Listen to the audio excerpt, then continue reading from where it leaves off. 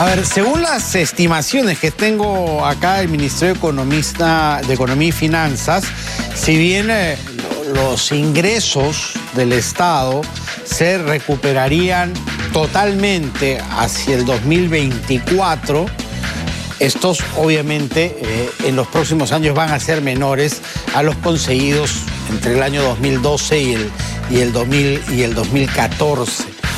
Es decir, vamos a tener menos plata, además de toda la que ya hemos gastado. Hemos tenido que romper, como se dice, el chanchito para subvencionar todo lo poco, mucho o que medianamente se ha hecho para contrarrestar la pandemia. Entonces, viendo las promesas electorales que están haciendo los candidatos, nos preguntamos si es que estas son viables, ¿no es cierto?, en esta situación que vivimos. ¿Se alcanzará el dinero para tanto y tan buenas intenciones? Para hablar un poco del tema estamos con Jorge Guillén, que es profesor de San Jorge. ¿Qué tal? ¿Cómo estás? Muy buenas tardes. ¿Qué tal? ¿Cómo estás? Encantado. Todos en elecciones se ponen pues un poco dadivosos, con un corazón un tanto populista y ofrecen un montón de cosas, que definitivamente tienen un costo. Podemos ver algunas de ellas para situarnos y poner los pies en la tierra si finalmente son posibles en la dimensión que se prometen. ¿Cómo estás? Sí, en términos generales son propuestas bastante, como dices tú, populistas, frente a una presión tributaria que va a ser hacia el 2024, como dices tú, de 20% del PBI, o sea, hacia el 2024. Casi cuando ya estén más avanzados en el gobierno van a tener los niveles de presión tributaria del 2011, que era uno de los mejores periodos. ¿No? Con un déficit fiscal de 63.000 millones, digamos, la propuesta más populista es la de Verónica Mendoza, ¿no? Todas llegan a tener un forado en la parte fiscal. Y se supone que son una inversión que podría generar mejoras en salud, podría mejorar la educación, podría mejorar la recaudación o los sectores agrícolas o los sectores vulnerables. Ahora, la que invierte más es la propuesta de Verónica Mendoza, con entrega de bonos del doble de lo que ya hemos entregado y que hemos visto su eficacia, y con aumentar coberturas en educación también, y un impuesto a la riqueza, y habla de algo que preocupa bastante, que ya no debería de tocarse, que es la segunda reforma agraria, ¿no? Que es, en su momento no atomizó, perdimos economías de escala cuando lo hizo Velasco Alvarado. No sé, digamos, si esta propuesta tiene un mecanismo de transmisión y una fuerte inversión que va a meritar frutos productivos hacia más adelante, ¿no? También tiene cálculos de ahorros que no son exactos, ¿no? Dice que tenemos 70.000 millones de ahorros de soles, pero en realidad son 50.000 o 49.000. Entonces, si estás trabajando sobre un supuesto diferente, entonces ahí es un poco preocupante los resultados que se esperan, ¿no? Pero todos, como te digo, tienen la idea de poner un pequeño forado en la parte fiscal, ¿no? Tal vez en esos 70.000 está sumando reservas, ¿no? Que son intangibles, ¿no? Que por lo menos para gasto corriente no se pueden utilizar. Claro, es probable que sea de esa manera. A mí me parece que esto no se va a cumplir al final. Todos los candidatos, ¿no? Mendoza, Keiko, Forsyth, Guzmán, todos tienen un forado fiscal o una promesa electoral. Claro. Y me hace acordar la época de Fujimori, ¿no? Que dijo que no iba a hacer el shock y al final lo hizo. O sea, de repente cuando llega al gobierno le van a decir no puedes hacer esto. Que dicen que las campañas se hacen con la mano izquierda, pero se gobierna con la mano derecha también, ¿no? Claro, como fue Lula, ¿no? Lula, que era de origen sindicalista y que esperaban que sea de izquierda, y al final fue centro-derecha, y Brasil creció bastante por el lado más empresarial, ¿no? Sí. Fue una sorpresa. Así es. Hay otros candidatos, digamos, más tirados hacia la derecha. Keiko Fujimori, por ejemplo, que representa a la derecha, que también está, por ejemplo, la construcción masiva de hospitales. Habla hasta de 80 centros médicos con una inversión de más de 20.000 millones. Incrementar el presupuesto en salud del 7 al 7%, ¿no? Estamos en el 3 y fracción.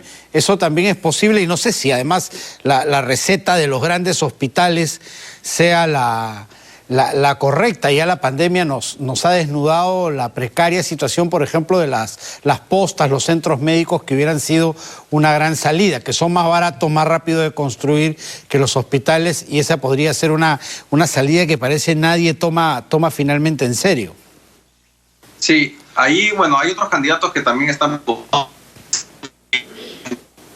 Podemos poner en un segundo lugar, a pesar de que mencionas que es quizás derecha, pero más populista e incluso políticamente quiere pegarse más a su papá. Claro.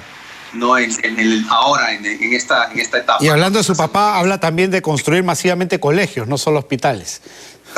Exacto, por eso es que más o menos quiere hacer la misma dinámica, que fórmula ganadora del papá y aplicarlo. Pero ahora, a diferencia que el papá sí tenía más recursos en el 95, en su segundo periodo, en cambio Keiko sí no tiene tantos recursos. Quiere acabar con la corrupción mediante la participación activa de la Contraloría, pero yo no veo ese mecanismo que permitiría que la Contraloría va a ayudar o no, porque la Contraloría ha estado metida en estos temas en el COVID, ¿no? Ha estado haciendo control secuencial y muy intensivo, pero aún así se han seguido destapando muchos problemas en las compras, en las vacunas y en las compras de los test también, ¿no? Y en los bonos también, ¿no? No hubo una eficacia en la distribución de los bonos.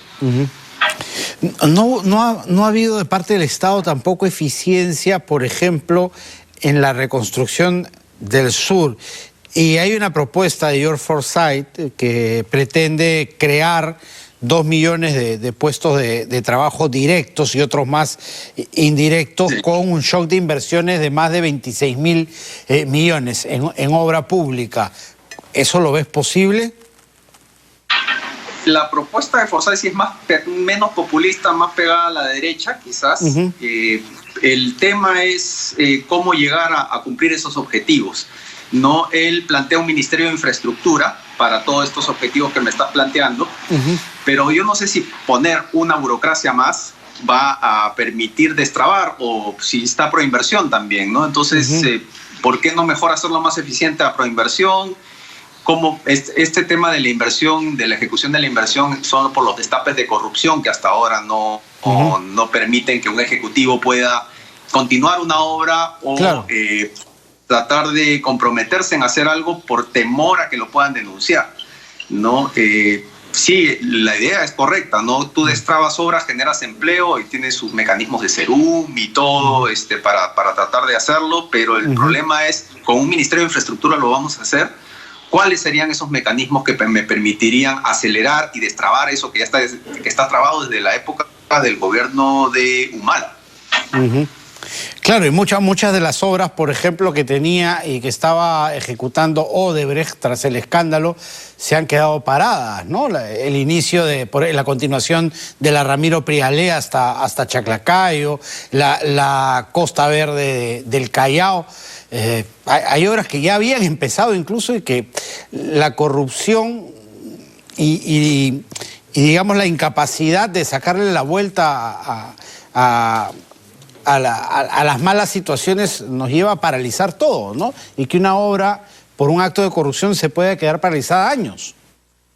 Incluso hay modelos, el modelo NECO, el modelo que lo implementaron con los panamericanos, que se supone que son un ejemplo de destrabamiento, de ejecución de la inversión, pero no exime de problemas de sobrevalorización, ¿no? El metro cuadrado en Villa salió como $3.000 el metro cuadrado. ¿Por qué? Y en Villa, no es Miraflores, no es San Isidro. Y lo querían vender después, ¿no? Lo que están usando ahora para hospitales, ¿no? Para atención COVID. Lo van a vender, pero pérdida. Va a ser una pérdida, porque en esa zona no se puede sacar más de $1.000 el metro cuadrado.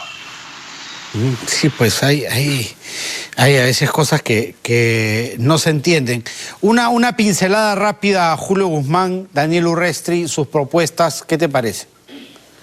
Sí, plantea ahí tratar de... Guzmán va por el lado de impuestos, ¿no?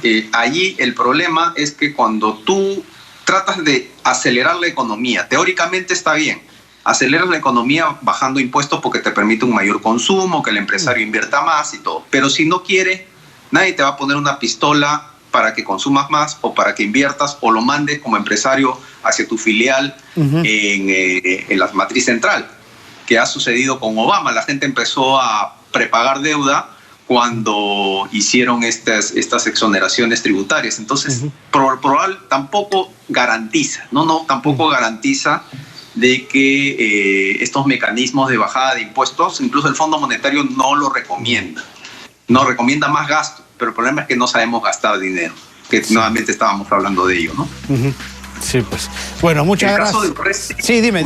Creo que también me mencionaste también, ¿no? Ya para terminar, sí, con Infoescuelas, ¿no? Que es, en realidad, esto es también casi como Mendoza. Con esta propuesta, está ejecutando casi todo el presupuesto en el sector educativo, solamente con esa propuesta. 5.500 millones, más o menos. Claro, sí. No es sostenible. Sí, perfecto. Muchísimas gracias, Jorge, como siempre, por estar con nosotros. Gracias a ti. Jorge Guillén, profesor de SAN, ha estado con nosotros. Cerramos así nuestro bloque económico.